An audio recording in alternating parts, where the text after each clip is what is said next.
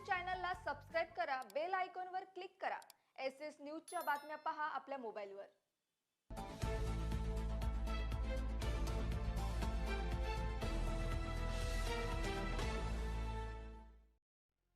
नमस्कार, मी Shilpa Baviskar. SS news मध्ये आपलं स्वागत आहे। चला तर मग जाणून घेऊयात आजच्या महत्त्वाच्या बातम्या।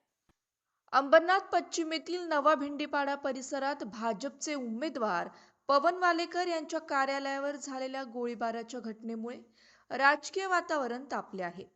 या घटनेच्या पार्श्वभूमीवर शिवसेना शिंदे गटाच्या वतीने परिमंडळ 4 चे पोलीस उपायुक्त सचिन गोरे यांची भेट घेण्यात आली असून दोषींवर कठोर कारवाई करण्याची मागणी करण्यात आली आहे। नगरपालिका निवडणुकीस अवघे 2 दिवस उरले असताना काल रात्री नवा भेंडीपाडा परिसरात अज्ञात 2 दुचाकी स्वारांनी पवन वालेकर यांच्या कार्यालयाबाहेर 4 राऊंड फायरिंग केली आणि ते बदलापूरच्या दिशेने फरार झाले। या घटनेनंतर भाजपच्या शिष्टमंडळाने पोलीस ठाण्याबाहेर आंदोलन करत तात्काळ कारवाईची मागणी केली। दरम्यान भाजप उमेदवार पवन वालेकर यांनी या गोळीबार प्रकरणात शिवसेना शिंदे गटातील अरविंद वालेकर, राजेंद्र वालेकर आणि निखिल वालेकर यांच्यावर आरोप केले आहेत। या आरोपानंतर आज शिवसेना शिंदे गटाच्या वतीने शिवाजीनगर पोलीस ठाण्यात परिमंडळ 4 चे पोलीस उपायुक्त सचिन गोरे यांची भेट घेऊन निवेदन सादर करण्यात आले।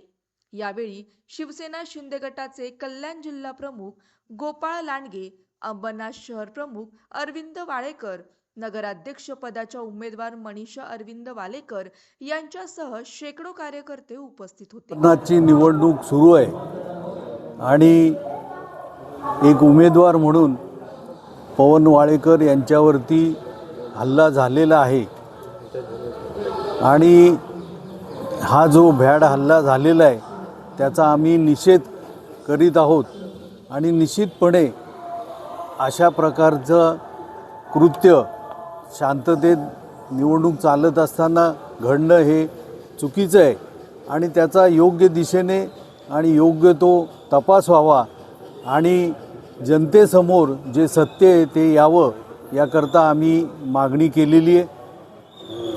त्याच्या बाबतीमध्ये पोलीस योग्य तो तपास करतील आणि लवकरच न्याय देतील आणि सत्य उघडकीस आणतील याचा आम्हाला विश्वास आहे।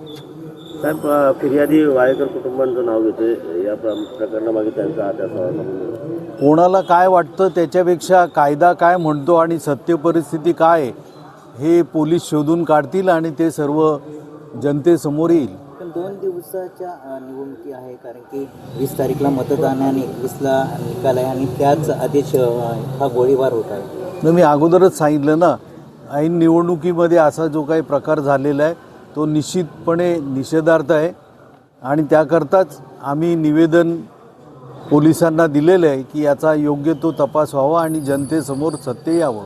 भययुक्त वातावरणात भय निर्माण करण्याचा प्रयत्न झाला, दहशत माजवण्याचा प्रयत्न सुरू आहे असं म्हटलं जातं। ते पोलीस तपासामध्ये दिसून येईल। बस झालं.